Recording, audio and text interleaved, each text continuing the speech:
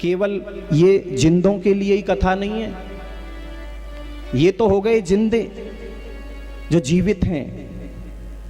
लेकिन आगे लिखा, कहते हैं नारद जी कि अगर कोई व्यक्ति यहां मर जाता है, ध्यान से सुनना, अगर कोई व्यक्ति यहां मर गया और मरने के बाद उसने जीवन भर पाप किया, दुष्कर्म किए, और मरने के बाद चला गया कहां? जब दुष्कर्म करेगा, पाप कर्म करेगा, अकाल मृत्यु हो जाती है किसी किसी की, और अकाल मृत्यु होने के बाद उसको भूत की, प्रेत की, पिशाच की योनि मिलती है? और सबसे खतरनाक योनि कौन सी बताई? जितनी भी योनियां होती है ना, कहते हैं 84 लाख योनियां हैं, जाने कितने तरह के कीड़े, कितने तरह के मकोड़े, कितने तरह के जानवर, जीव जंतु, क्या क्या बनना पड़ता है हम सबको। अगर मरने के बाद सबसे कठिन कोई योनि है तो वो बताई प्रेत की, पिशाच की, भूत की।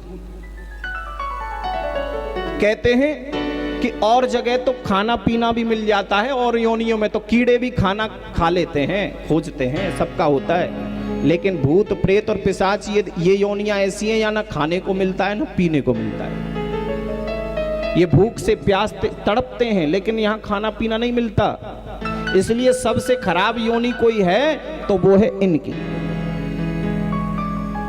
और वो कब मिलती है हमें? जब हम यहाँ पाप कर्म करते करते करते करते किसी दिन हमारी अकाल मृत्यु हो गई, यानी उम्र से पहले चले गए, तब हमको ये योनियां प्राप्त होती हैं। और वही कथा सुनाई। कहते हैं एक आत्मदेव नाम के ब्राह्मण थे, बड़े ध्यान से सुनना। एक आत्मदेव नाम के ब्राह्मण थे, उनकी पत्नी थी जिनका नाम था श्रीमती धुंधली देवी। क्या नाम था? धुंधली देवी। ये कथा तो तुमने सुनी होगी खूब। आत्मदेव यथा नाम तथा गुण, पहले जो नाम होते थे ना, वो गुणों के आधार पर रखा करते थे लोग। जैसा गुण होता था वैसा ही नामकरण करते थे पंडित जी। आजकल तो पंडित जी के कहना कोई मानता ही नहीं है। आजकल तो पंडित जी नामकरण करने जाते हैं और कोई नाम बता दिया तो क्या कहते हैं घर वाले, पंडित जी आप तो केवल शब्द बता जाओ, नाम हम अपने आप रख लेंगे। अब पंडित जी से कौन नाम रखवाता है, क्योंकि पंडित जी तो वही पुराने नाम बताते हैं उनको कोई मानता नहीं। आजकल तो ऐसे ऐसे नए नए नाम है, इंग्लिश नाम हो गए। तो आत्मदेव और उनकी पत्नी थी धुंधली देवी। धुंधली माने अंधकार, अंधेरा, अज्ञानता। लेकिन आत्मदेव अपनी पत्नी से बहुत प्रेम करते थे, धुंधली देवी से। लिखा है भागवत में कि बहुत वर्ष बीत गए, कोई संतान नहीं हुई। आत्मदेव को कोई संतान नहीं हुई। लिखा है कि एक तुलसी का पौधा था आंगन में, वो भी कभी हरा भरा नहीं रहता, सूखा पड़ा रहता है। एक गाय थी उनके आंगन में, वो भी बांझ थी, उस पर भी कोई पुत्र न पुत्री न कोई संतान, वो भी बांझ। इसलिए अड़ोसी पड़ोसी नगरवासी उनका मुख देखना नहीं चाहते। ऐसा होता है कहीं कहीं किसी, और वो तो पुराना जमाना था। तो बेचारे बड़े दुखी रहते हैं आत्मदेव। धुंधली पे कोई फर्क नहीं है, आत्मदेव बहुत दुखी रहते हैं। लिखा है शास्त्रों में कि 3 चीजों के बिना व्यक्ति रह नहीं सकता। ध्यान से सुनना, 3 चीजों के बगैर व्यक्ति नहीं रह सकता। कौन कौन सी? बोले सुत, वित्त और नारी। लिखा है, संतों ने गाया है, सुत वित्त नार 3 आशाएं त्याग सके तो त्याग रे, तेरी अच्छी बनेगी। संतन के संग लाग रे, तेरी अच्छी बनेगी। तो बिना बेटे के आप कितना भी कहें कि नहीं नहीं जी, हम तो बेटा और बेटी में कोई भेद नहीं करते, हमारे लिए बेटा बेटी समान है, कोई कितना भी कहे तुमसे, लेकिन अंदर का एक कोना ऐसा खाली रहता है कि उस कोने में बार बार ये पंच होता रहता है, एक बेटा तो हो ही जाए, एक बेटा तो हो ही जाए। परिवार कंप्लीट हो जाए, फैमिली कंप्लीट हो जाए, सबकी इच्छा रहती है एक बेटा हो, बेटी भी हो, लेकिन बेटा भी चाहिए। तो एक तो बिना बेटे के, दूसरी चीज बताई वित्त, बिना धन के कोई रह सकता है क्या? धन किसको नहीं चाहिए बताओ? कोई कितना भी कहे नहीं नहीं हम तो बहुत त्यागी हैं जी, हम तो बहुत त्यागी हैं, वो सिर्फ कहने की बातें हैं। धन भी सबको चाहिए, सुत वित्त, और तीसरी चीज बताई नारी। बिना स्त्री के कौन रह सकता है भला? सबकी ममता है स्त्री के प्रति, अपनी पत्नी के प्रति। तो सुत वित्त नार, तीन आशाएं, सबकी आशाएं, ये तीन चीज सबको चाहिए। इसलिए आत्मदेव दुखी क्यों रहते हैं? कि कोई पुत्र नहीं है, कोई संतान नहीं है। बुढ़ापा आ गया, चौथापन आ गया, आज उसने तय कर लिया कि चाहे कुछ भी हो जाए, अब मैं जिंदा नहीं रह सकता। ये परिवार, ये नगरवासी, ये अड़ोसी पड़ोसी ताने देते हैं पत्नी को, मुझको, अब मैं और नहीं सुन सकता, अब मैं सहन नहीं कर सकता। इसलिए इसने सोचा कि मैं अपने प्राणों को त्याग दूं, अब मैं जिंदा नहीं रह सकता इस दुख के साथ। और इसने क्या किया? अपने शरीर को खत्म करने के लिए एक नदी में कूदने लगा, जंगल में गया और नदी में छलांग लगाई इसने। छलांग लगाने के लिए वहां से एक संत निकल के, एक साधु निकल के जा रहे थे रास्ते में। उन्होंने देखा कि ये ब्राह्मण है, देखने में बड़ा सीधा सच्चा लगता है, लेकिन अपने शरीर को क्यों खत्म करना चाहता है। जैसे ही आत्मदेव छलांग लगाने को नदी में ऐसे कूदने को तैयार हुए, वैसे ही उस साधु ने उसका हाथ पकड़कर खींच लिया, हाथ पकड़कर खींच लिया। बोले ये तुम क्या करते हो ब्राह्मण? अपने शरीर को समाप्त करने जा रहे हो? अरे संसार में इससे बड़ा पाप कोई नहीं।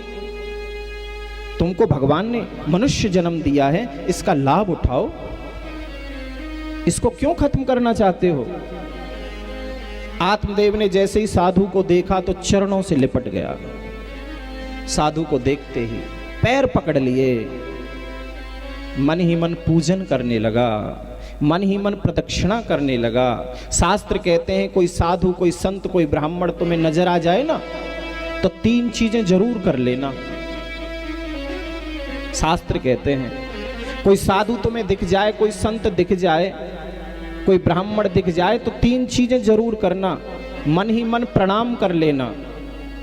अगर उनको तुम वहां उनके पास ना जा सको तो शास्त्र ये कहते हैं कि पास जाने की भी जरूरत नहीं है। अगर आपने श्रद्धा से मन ही मन उनको दूर से ही प्रणाम कर दिया तो एक ही फल है, कोई भेद नहीं है। अगर पास जा सको, सुविधा है तो जरूर जाओ, लेकिन अगर ना जा सको तो भी मन में कर लेना। उनको देख के सबसे पहले प्रणाम करना, उसके बाद मन ही मन पूजन करना, और उसके बाद प्रदक्षिणा लगा लेना। आत्मदेव ने चरण पकड़ लिए। क्या चाहते हो? आत्मदेव ने कहा मैं जीना नहीं चाहता, मैं मर जाना चाहता हूं। क्यों? बोले ये संसार वाले मुझे ताने देते हैं, मेरा चौथापन आ गया, कोई पुत्र नहीं हुआ, कोई संतान नहीं हुई। साधु ने मुस्कुरा करके कहा कि ब्राह्मण, ये तो भगवान की कृपा है तुम पर जो पुत्र नहीं हुआ, ये तो परमात्मा की बहुत कृपा है। आत्मदेव बोला ये क्या कहते हो आप? मेरे पे बेटा नहीं हुआ और मुझ पे भगवान की कृपा? बोले हाँ। साधु कहते हैं कि ब्राह्मण, जिस पर बेटा हो जाए उस पर भगवान की कृपा बताई है, लेकिन जिस पर बेटा ना हो उस पर तो भगवान की महाकृपा बताई है। क्यों? साधु कहते हैं कि अगर पुत्र हो और अगर वो सुपुत्र हो जाए तो भगवान की कृपा। लेकिन अगर पुत्र हो और पुत्र होकर कुपुत्र हो जाए तो वो भगवान की, उससे बड़ा दुख है जीवन में। पुत्र अगर सुपुत्र हो तो सुख, और अगर पुत्र अगर कुपुत्र हो तो दुख। जीवन भर उस दुख से व्यक्ति छूट नहीं पाता, अंतिम सांस तक। और दुख छूट जाते हैं, दुख के बाद सुख भी आ जाता है, लेकिन पुत्र अगर कुपुत्र हो जाए तो उससे बड़ा दुख नहीं व्यक्ति के जीवन में। तो तुम पर तो भगवान की कृपा है, पुत्र नहीं आ रहे, भगवान को ही पुत्र मान लो अपना। ये संसार के पुत्र तो दुख देने वाले होते हैं, लेकिन भगवान को पुत्र मान लोगे, यहां से दुख तो मिलेगा नहीं, सुख ही मिलेगा। लेकिन आत्मदेव समझा नहीं, क्योंकि उसकी ममता पुत्र में फंसी हुई है। इसलिए कहने लगा, बस आप साधु लोग तो ऐसे ही प्रवचन देते रहते हो, किसी की समस्या समझते नहीं। तो साधु ने कहा, क्या चाहते हो तुम? बोले, मैं चाहता हूं कि आप कृपा कर दें, क्योंकि मैंने सुना है अगर भगवान की लेख को भी कोई मिटा सकता है तो वो एक संत मिटा सकता है। प्रबल प्रेम के पाले पड़कर प्रभु को नियम बदलते देखा। अगर संत चाहे तो फिर भगवान को मानना पड़ता है। आप एक बार मुझे कह दो कि पुत्र हो जाएगा, बस एक बार अपने मुंह से कह दो। आप कहोगे तो भगवान को भी करना पड़ेगा। साधु ने कहा, ठीक है, तुम यहां बैठो। आत्मदेव को बिठाया और उसकी माथे की रेखा देखने लगे। माथे की रेखा देखी आत्मदेव ने, ये आत्मदेव की संत ने माथे की रेखा देख करके कहने लगे कि ब्राह्मण क्षमा करना, इस जन्म में नहीं, अगले 7 जन्मों तक तुम्हारे कोई संतान का योग ही नहीं है। अगले 7 जन्मों तक कोई योग नहीं संतान का। मैं कैसे दूं तुम्हें संतान? मैं कैसे पुत्र दूं? कैसे दूं? अब तो रोने लगा आत्मदेव। अब तो मैं बिल्कुल मरूंगा, अब मुझे कोई नहीं बचा सकता। फिर वो दौड़ने लगा मरने के लिए। साधु ने सोचा कि ये मर जाएगा, इसका कुछ ना कुछ करता हूं। साधु ने फिर पकड़ा, बोले ठीक है चलो। एक फल लिया संत ने, तोड़ा और फल तोड़कर उसके हाथ में दे दिया। बोले लो, अपनी पत्नी को खिला देना, पुत्र हो जाएगा। अब देखो यहां पे गौर करने वाली बात यह है कि अभी इसी साधु ने इसकी मस्तिष्क रेखा देखी तो क्या कहा? बोले 7 जन्मों तक कोई योग नहीं, और थोड़ी देर बाद ही फल दे दिया तोड़कर और कह दिया कि जा अपनी पत्नी को खिला देना, पुत्र हो जाएगा। इससे स्पष्ट होता है कि भगवंत कृपा से भी श्रेष्ठ संत कृपा होती है। अगर संत एक बार सच्चे मन से कह दे, भगवान को करना ही पड़ेगा। संत कौन? भगवान जिनके पीछे पीछे चलते हों, वो भगवान के पीछे नहीं, भगवान जिनके पीछे चले उसी को संत कहते हैं। फल दे दिया तोड़कर, बोले जाओ अपनी पत्नी को खिला देना। आत्मदेव बड़े खुश हुए, मरने का प्लान कैंसिल कर दिया, क्योंकि पुत्र चाहिए था। विश्वास था संत की वाणी पर। और फल लेकर के अपनी पत्नी धुंधली को दे दिया, धुंधली देवी को। बोले देवी ये संत की प्रसादी है, इसको खा लेना, पुत्र हो जाएगा। अब देखो आत्मदेव में और धुंधली देवी में यही फर्क है। धुंधली देवी ने सोचा, धुंधली माने अज्ञानता, अज्ञानी है। धुंधली देवी ने सोचा कि अगर मैंने ये फल खा लिया तो क्या होगा?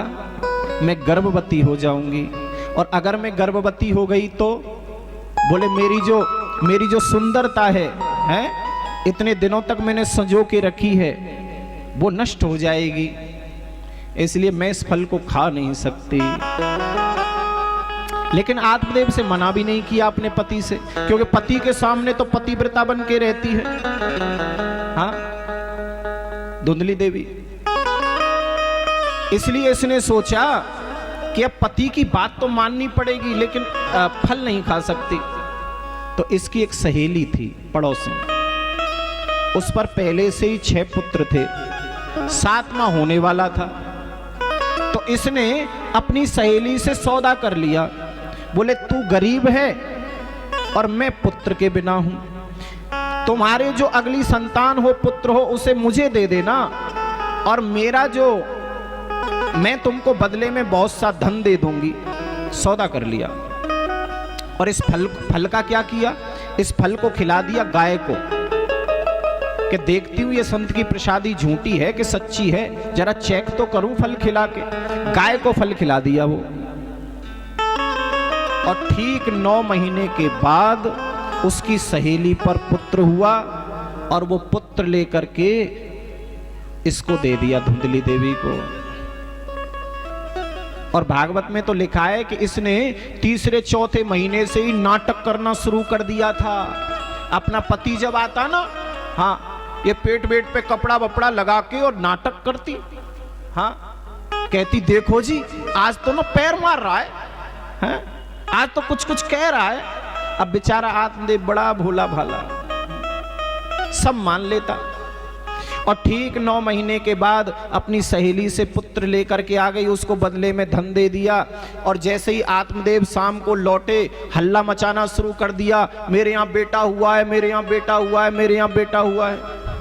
आत्मदेव बड़े खुश हैं, और खुश होकर के कहने लगे कि आज संत की प्रसादी से भगवान की कृपा हुई, हम पर बेटा हुआ, अब हम इसका नामकरण करेंगे। हमारा नाम है आत्मदेव, हम अपने पुत्र का नाम रखेंगे परमात्म देव। धुंधली देवी ने कहा अजी तुम क्यों नाम रखोगे, हमने 9 महीने इसको गर्भ में पाला है, इसलिए नाम तो हम ही रखेंगे, नाम तो हम रखेंगे। आत्मदेव बोले ठीक है देवी आप रख लो। बोले हमारा नाम है धुंधली देवी, तो इसका नाम रखेंगे धुंधकारी। क्या रखेंगे, धुंधकारी। हाँ जी, जैसी मां वैसा बेटा, धुंधकारी नाम रख दिया। और लिखा है कि ये धुंधकारी बचपन से ही बड़ा शैतान था, क्योंकि बच्चे का गुरु कौन होता है, मां।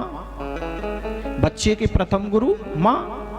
जैसे संस्कार मां डालती है वैसा ही बच्चा बनता है, बनता है कि नहीं बनता है बताओ। मां जैसे लिखा है कि अगर मां चाहे तो बच्चे को डॉक्टर बना सकती है, मां चाहे इंजीनियर बना सकती है, मां चाहे चोर बना सकती है, मां चाहे लुटेरा बना सकती है, मां जो चाहे बना सकती है बच्चे के, जो चाहे। इसलिए प्रथम गुरु मां बताई बच्चे की। बोलो जय श्री कृष्ण, जोर से बोलो ना, और जोर से बोलो।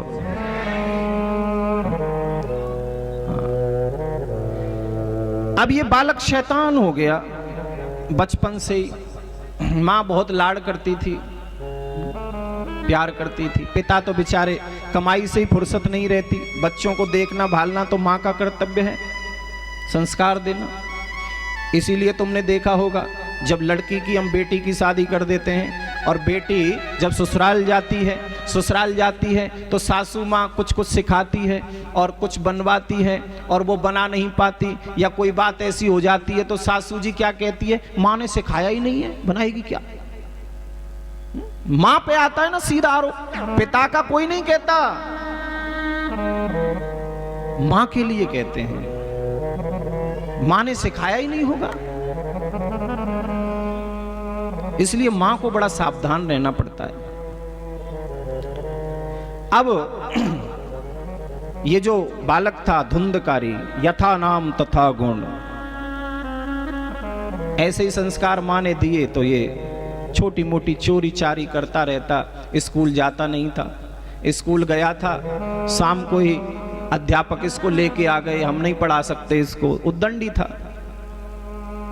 कहते हैं कि हर समय इसको पैसा चाहिए, पैसा। माँ नहीं देती, पिता के यहां से निकाल के ले जाता चुपचाप।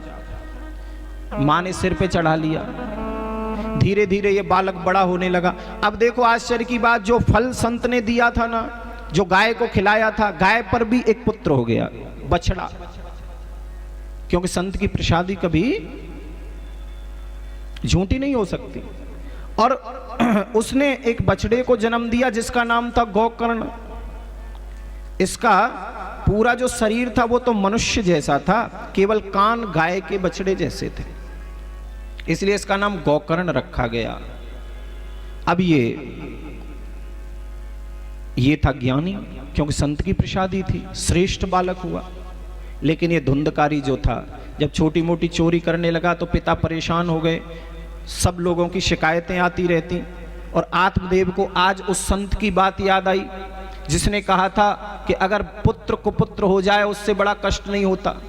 आज ये आत्मदेव सोच रहे हैं कि अगर मैं उस समय उस संत की बात मान लेता साधु की, तो आज ये दिन नहीं देखना पड़ता मुझे। और आज इन्होंने अपना घर त्याग दिया पुत्र के कारण। पुत्र के कारण आत्मदेव ने गृह त्याग कर दिया। गोकर्ण ने बड़ी सुंदर शिक्षा दी, गोकर्ण ज्ञानी थे। और इधर ये धुंधकारी तो अब और आजाद हो गया था, क्योंकि पिता का डर रहा नहीं। अब माँ से धन मांगता, माँ जब नहीं देती तो जबरदस्ती छीन के ले जाता। और एक दिन तो जब कुछ नहीं रहा घर में तो माँ के गहनों को ले गया। कुछ गहने माँ ने पहन रखे थे धुंधली देवी ने, उनको छीनने के लिए दौड़ा। और ये डर गई धुंधली देवी तो कुआं में गिर करके अपनी शरीर को त्याग लिया इसने। धुंधली खत्म हो गई। अब मां भी चली गई, पिता भी चला गया, अब तो और आजाद हो गया। एक दिन इसने नगर का जो राजा था उसके यहां चोरी की 5 वेश्याओं को लेके। अब जब यहां से चोरी, इसके पीछे पुलिस लग गई, सैनिक लग गए इसको पकड़ने के लिए, तो इन 5 वेश्याओं को लेकर के घर आ गया अपने। अब इन वेश्याओं ने सोचा कि इसके चक्कर में हम भी पकड़ी जाएंगी, ऐसा करते हैं इसको ही मार देते हैं। और उन 5 वेश्याओं ने मिलकर के धुंधकारी को ही मार डाला। इसको एक खम्भे से बांध दिया और अंगीठी में अंगार जल रहे थे अग्नि के, और इसके मुंह में वो जबरदस्ती जब तक मर नहीं गया ठूंसती रही। इसकी अकाल मृत्यु हो गई। और अकाल मृत्यु होने के बाद इसको प्रेत योनि मिल गई, प्रेत योनि। बोलो जय श्री कृष्ण। अब ये प्रेत बन गया धुंधकारी, और प्रेत बनकर अपने ही घर में रहने लगा।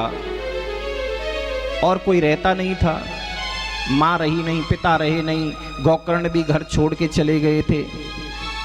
एक दिन काफी समय के बाद गोकर्ण अपने घर लौटे, रात्रि में भजन करने बैठे तो ये धुंधकारी जो प्रेत बन गया था, ये गोकर्ण के चारों ओर ऐसे घूमने लगा। कभी भेड़िए की आवाज, कभी शेर की आवाज, कभी पक्षियों की आवाज। गोकर्ण सब समझ गए। गोकर्ण ने कहा, भैया आप कौन हो, सामने क्यों नहीं आते, मुझे भजन करने नहीं देते। तो धुंधकारी जो प्रेत बन करके घूम रहा था कहने लगा कि मैं आपका भाई धुंधकारी हूं। मैंने इतने बुरे कर्म किए जीवन में, मेरी अकाल मृत्यु हो गई, मुझे प्रेत योनि मिल गई भैया। मुझे भूख लगती है, खाने को नहीं मिलता, प्यास लगती है, पीने को नहीं मिलता, मैं तड़प रहा हूं, कैसे भी इस प्रेत योनि से मुझे छुटकारा दिलवाओ। गोकर्ण ने कहा ठीक है, सुबह होने दो।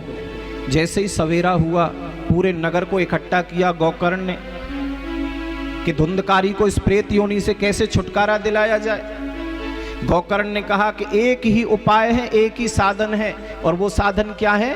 बोले केवल भागवत, श्रीमद् भागवत को सुन के ही इसको प्रेत योनि से छुटकारा मिल सकता है। और श्रीमद् भागवत का आयोजन किया गया, पूरे नगरवासियों ने इकट्ठा होके पंडाल बनाया, मंच बनाया और गोकर्ण को बिठा दिया व्यास मंच पे। पूरे नगरवासी बैठ गए नीचे।